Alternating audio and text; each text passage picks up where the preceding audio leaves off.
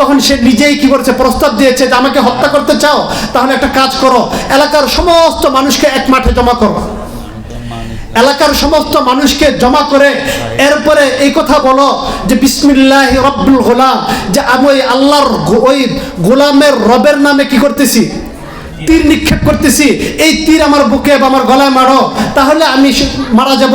এছাড়া যত চেষ্টা করো তোমরা কি করতে পারবে না, হত্যা করতে পারবে না। মুহতারাম হাজরিন, এটা ইতিহাস আমরা সবাই জানি, তাফসীরের কিতাবে আছে যে সমস্ত এলাকার লোকদেরকে জমা করেছে এবং ওই বাদশা এই কাজই করেছেন যে বিসমিল্লাহি রব্বিল গোলাম, এই গোলামের রবের নামে হত্যা করতেছি, এই জন তীর মেরেছে, তো গোলাম কি হয়ে গেছে, সাথে সাথে শহীদ হয়ে গেছে। এই তার এই শাহাদাত দেখে সমস্ত জনগণ বুঝে নিয়েছে আসলে আমরা এতদিন যারা খোদা বলতেছি, যাকে রব বলতেছি, সে তো আসলে রব না, রব তো আরেকজন আছে, এই গোলামের রব যে, আমরাও তার উপরে কি করে ফেললাম, ঈমান আনলাম। আসহাবে উখদুদ সবাই কি হয়ে গেছে, মুসলমান হয়ে গেছে।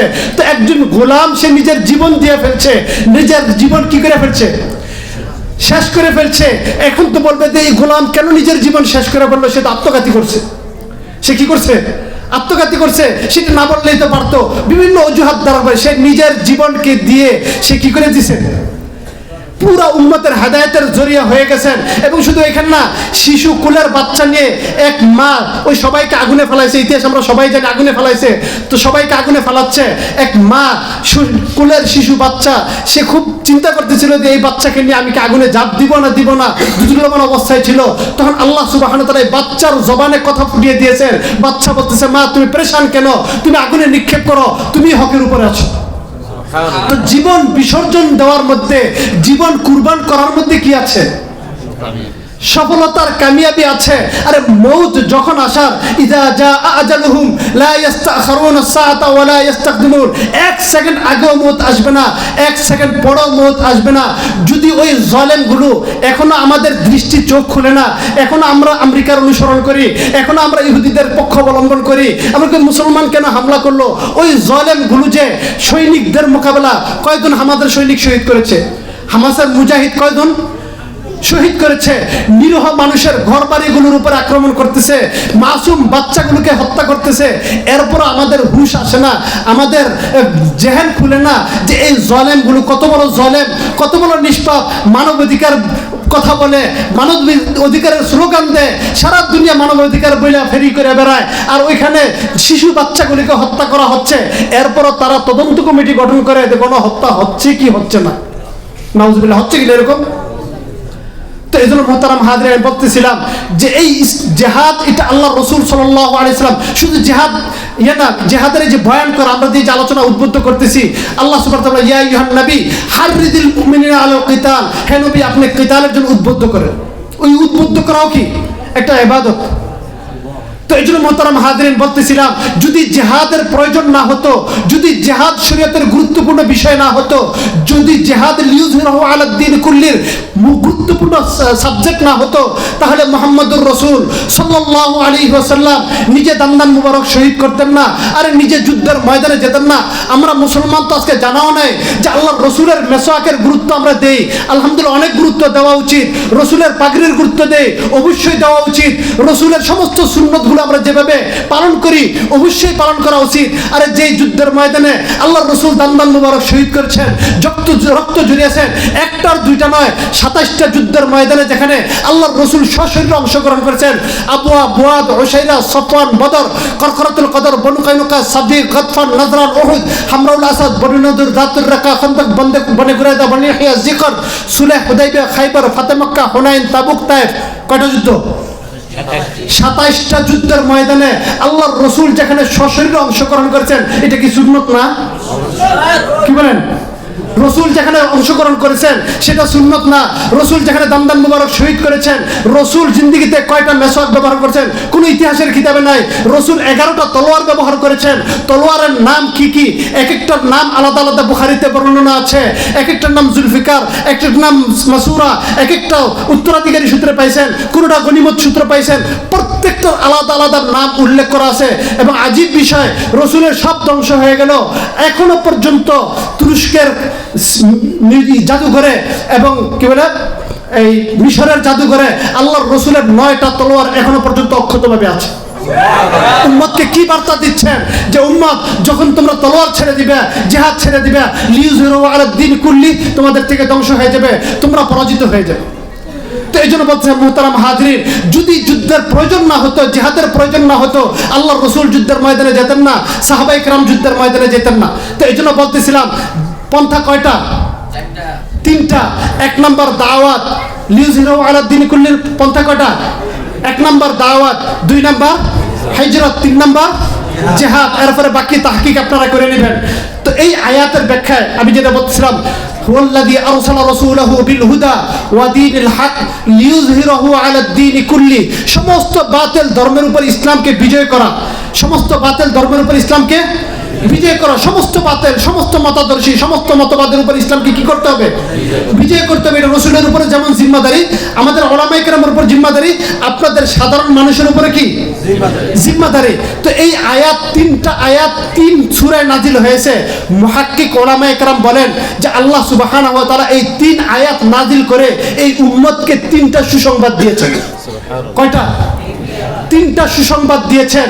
রসুলকে তিনটা সুসংবাদ দিয়েছেন এবং রসুলও ভবিষ্যৎবাণী করেছেন।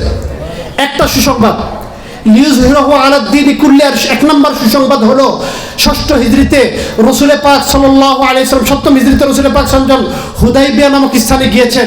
ইতিহাস আমরা সকলেই জানি। রসুল হুদাইবিয়া নামক স্থানে গিয়েছেন এবং রসুল পাক সাল্লাল্লাহু আলাইহি ওয়াসাল্লাম উমরা করতে গিয়েছেন, যুদ্ধ করতে যান নাই। এই জন্য হালকা অস্ত্রপত্র নিয়ে গেছেন, যুদ্ধের কোনো অস্ত্রশস্ত্র নিয়ে যান নাই। নিজের আত্মরক্ষার জন্য যে অস্ত্রগুলো সেগুলো নিয়ে গেছেন। হুদাইবিয়া নামক স্থানে গিয়ে পরামর্শ করে, মশওয়ারা করে একজন সাহাবী হযরত ওসমান রাদিয়াল্লাহু তাআলাকে আল্লাহ রসুল মক্কায় পাঠিয়েছেন। ঘটনা কথা সবার জানা না? রসুল ওসমানকে কি করেছেন? মক্কায় পাঠিয়েছেন এই সংবাদ দিয়ে যে আমরা যুদ্ধ করতে আসি নাই, আমরা উমরা করতে এসেছি, আমাদেরকে তোমরা সুযোগ দাও, আমরা আল্লাহর ঘর জিয়ারত করে আমরা অল্প সময়ের মধ্যে আমরা মদিনায় চলে যাব, যুদ্ধ করতে আসি নাই। এই সংবাদ নিয়ে হযরত ওসমান যখন মক্কায় পৌঁছেছেন, মক্কার কাফেররা ওসমানকে এমনভাবে বেষ্টন করেছে, চতুর্দিক থেকে কাফেররা এমনভাবে বেষ্টন করেছে যে কাফেররা শয়তান খবর রটিয়ে দিয়েছে কুতিলা ওসমান, ওসমানকে শহীদ করে দেওয়া হয়েছে। মুহাররিখিনে কালাম লেখেন যে আল্লাহর রসুলের কানে যখন এই সংবাদ এসেছে যে ওসমানকে শহীদ করে দেওয়া হয়েছে, ঐতিহাসিকগণ লেখেন রসুল খিমার ভিতরে ছিলেন, খিমা থেকে লাফ দিয়ে বের হয়েছেন এবং নিজের গর্দানে থাপ্পড় দিয়েছেন। এত জোরে থাপ্পড় দিয়েছেন, আশেপাশে সাহাবায়ে কেরাম, ১৪০০ সাহাবায়ে কেরামের আওয়াজ শুনে সকলে দৌড়ে এসেছেন যে কি হলো, রসুল কেন এইভাবে গর্দানে থাপ্পড় দিয়েছেন। এবং রসুল বলতেছেন ওয়ালা ইন আবাউ লা উকাতিলান্নাহুম হাত্তা তানফুরা দিস-সারিফাতি, ওই সত্তার কসম যার কুদরতি হাতে আমার জান, আমার এই শরীরে এক বিন্দু রক্ত থাকতে, আমার দেহে গর্দান থাকতে আমি এক কদম মদিনার দিকে অগ্রসর হব না, ওসমান হত্যার বদলা না নিয়ে মদিনার দিকে যাব না। আরে সাহাবায়ে কেরাম কারা আমার এই মতের সাথে একমত? রসুল হাত বাড়িয়ে দিয়েছেন, ১৪০০ সাহাবায়ে কেরাম রসুলের হাতে হাত দিয়ে বায়াত গ্রহণ করেছে। নাহনুল্লাযীনা বায়উ মুহাম্মাদা আলাল জিহাদি মা বাকিনা আবাদা, আরে মুহাম্মাদের হাত রেখে বায়াত গ্রহণ করতেছি, আমাদের শরীরে শ্বাস থাকতে, এক বিন্দু রক্ত থাকতে আমরা মদিনার দিকে অগ্রসর হব না। ১৪০০ সাহাবায়ে কেরাম, আরে কোন সমস্ত সাহাবায়ে কেরাম যারা মসজিদে নববীতে বসে যাদেরকে আল্লাহর রাসূল সুসংবাদ দিয়েছেন, আবু বকর ফিল জান্নাহ, ওমর ফিল জান্নাহ, ওসমান ফিল জান্নাহ, আলী ফিল জান্নাহ, তালহা ফিল জান্নাহ, সাদ ফিল জান্নাহ, সাঈদ ফিল জান্নাহ, আব্দুর রহমান ইবনে আউফ ফিল জান্নাহ, আরে যাদেরকে মসজিদে নববীতে বসে বসে জান্নাতের সুসংবাদ দিয়েছে, ওই সমস্ত সাহাবায়ে কেরাম জীবন দেওয়ার বায়াত গ্রহণ করতেছে, রাসূল জীবন দেওয়ার বায়াত গ্রহণ করতেছে। আল্লাহ কি বলতেছেন? ও নবী, ও সাহাবী, শুধু আপনারাই বায়াত গ্রহণ করছেন না, ইউবাইউনাল্লাহ, ইউবাইউনাল্লাহ, আমি আল্লাহ বায়াত গ্রহণ করছি। ইয়াদুল্লাহি ফাওকা আইদিহিম, আপনাদের হাতের উপর আমি আল্লাহর হাত রয়ে গেছে। একজন মুসলমানের রক্তের বদলা নেওয়ার জন্য, একজন মুসলমানের জানের বদলা নেওয়ার জন্য আল্লাহর রসুলের চেহারা পরিবর্তন হয়ে গেছে। রসুল জীবন দেওয়ার বায়াত গ্রহণ করতেছে, ১৪০০ সাহাবায়ে কেরাম জীবন দেওয়ার বায়াত গ্রহণ করতেছে। আরে আল্লাহ বলতেছেন লাকাদ রাদিয়াল্লাহু আনিল মুমিনিনা ইয ইউবাইউনাকা তাহতা আশ-শাজার, একজন মুসলমানের রক্তের বদলা নেওয়ার জন্য যারা এই বৃক্ষের নিচে জীবন দেওয়ার বায়াত গ্রহণ করতেছে, আমি আল্লাহ তাদের উপর সন্তুষ্ট হয়ে গেলাম।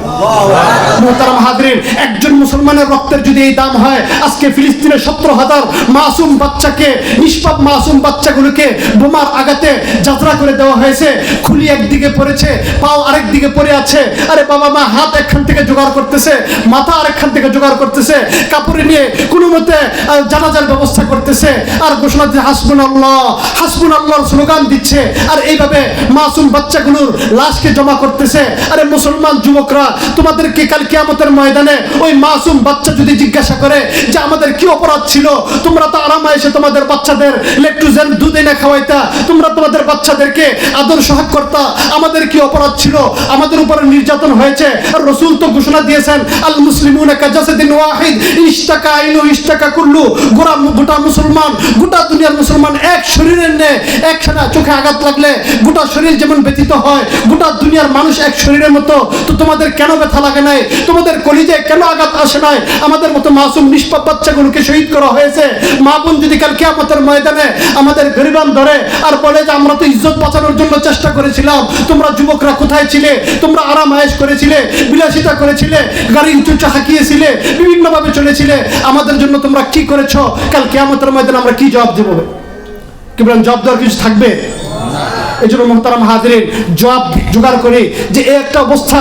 রাসূল পাক সাল্লাল্লাহু আলাইহি সাল্লাম হুদাইবিয়াতে বায়াত গ্রহণ করতেছেন, শপথ গ্রহণ করছেন। এই অবস্থা দেখে কাফেররা এসে